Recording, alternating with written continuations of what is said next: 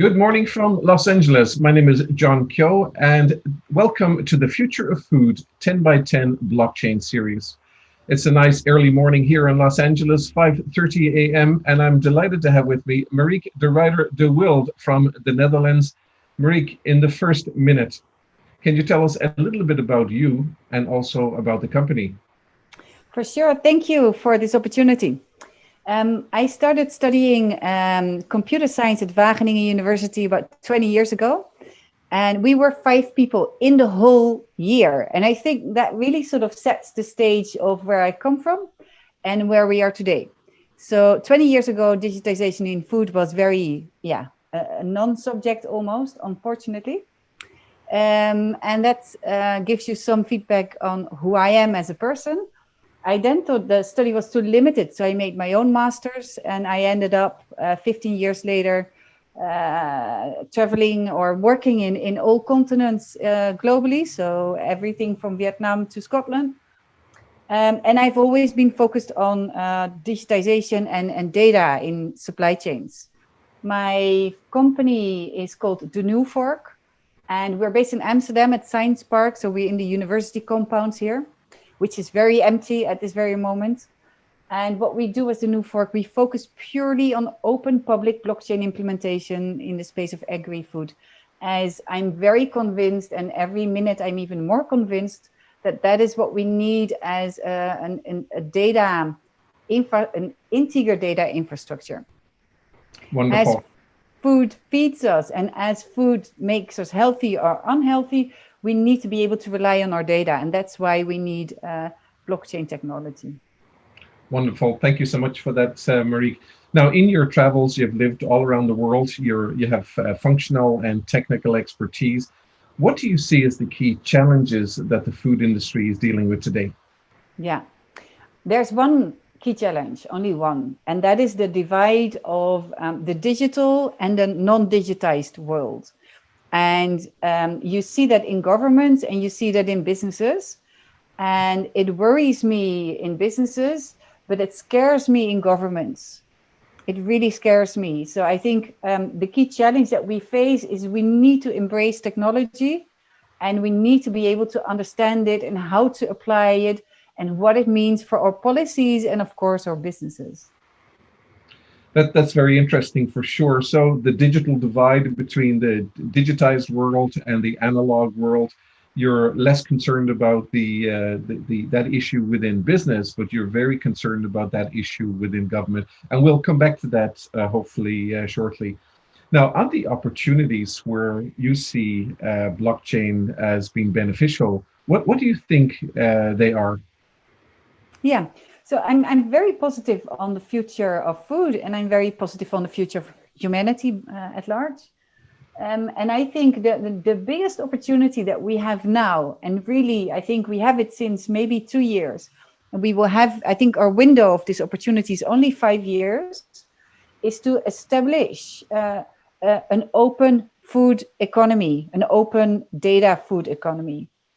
This is the opportunity that we have now. Blockchain is one of the many fundamental technologies to make that real and tangible. But the window is closing. So we need to hurry up with those who are like-minded and who have a view and who believe in a decentralized world of tomorrow. Oh, that's very interesting. So very positive about food, about humanity, where it's going, but you're cautioning that we have a short time window and we need to catch the opportunity pretty quickly. We do, yeah. That's very interesting. I want to go back to your points on the challenges and digitization versus the analog.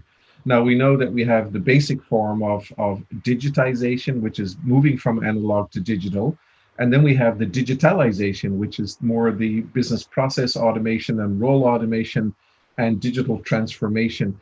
Where of those three, where do you see the biggest blockages for government? Are they slow in the digitalization, so the business process and role, or is it the overall digital transformation that you're concerned about with government?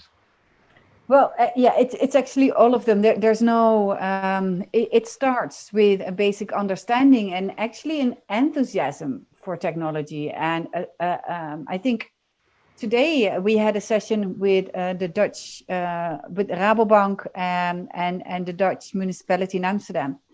And there is sort of a fear towards technology because they think they don't understand it. They don't invest in trying to understand it.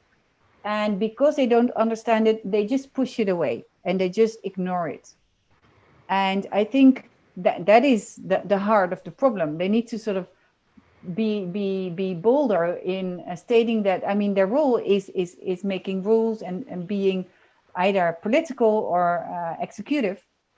And they don't need to be technology experts, but they need to sort of, they need to dare to embrace it.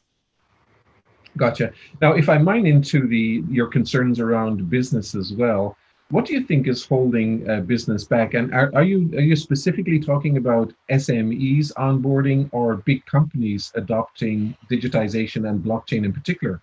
Well, I mean, everybody who's in the tech space, we all fear that, Google, Facebook, and Amazon, a few companies will sort of dominate our lives if they're not already doing that. That's why I really say that the window of opportunity to create a fair, decentralized, digital, but definitely physical world, we have that now. And we definitely need to sort of gain forces against, I really think against these companies. So it's not necessarily only SMEs. I think there are bigger companies, for example, like IKEA, who have a more, I would say, sophisticated view and a more humane view towards technology. But the power and the influence of these bigger ones is, of course, it's very real, and we all see that in our day-to-day lives. And then again, you need to ask yourself the question, do you want to be governed by a politician, or do you want to be governed by an employee of Google? And I think for many, that answer is not an easy answer to give. Who do you trust more? And that's why I think the answer lies not in either Google or either government. It's in a decentralized, distributed network economy. So you believe that the decentralization and that whole construct around blockchain and the open decentralization, that can help drive the democratization and also the disintermediation, as it were, in the supply chain and take away our dependence from these big players. Yes, and not only in the supply chain, but ideally also in government, also in bigger companies, because they need, go to, a big corporate company, and everybody agrees that definitely needs some internal disintermediation as well. Gotcha.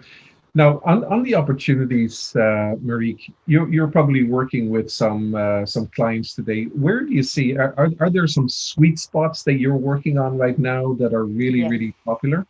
Yes. Yeah, that is in, the sweet spot is to get a consortium of the willing, where competitors, and we currently have some very interesting examples in the fruit juice industry, in the soy industry, where competitors join forces to establish this new type of technology. Because as you know, blockchain, you can't do it on your own. You shouldn't do it only with, you have to do it with your competitor. That is a sweet spot.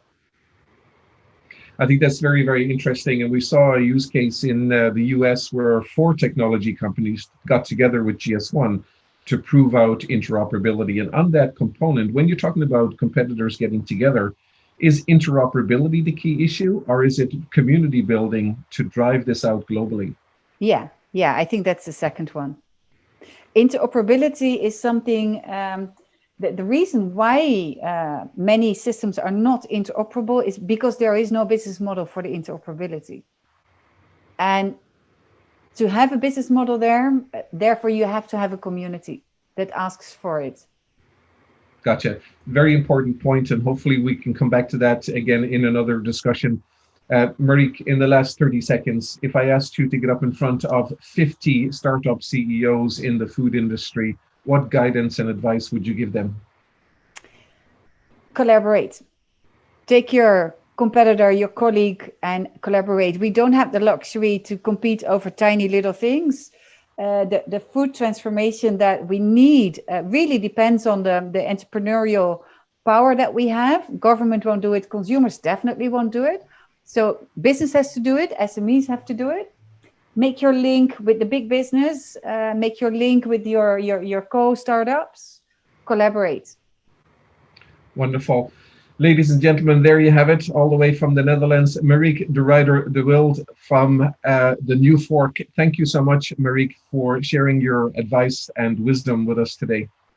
Thank you, John. I really think your sessions and the way how you approach this is very insightful and very inspiring for many of us. So thank you for that effort. Thank you, Marieke.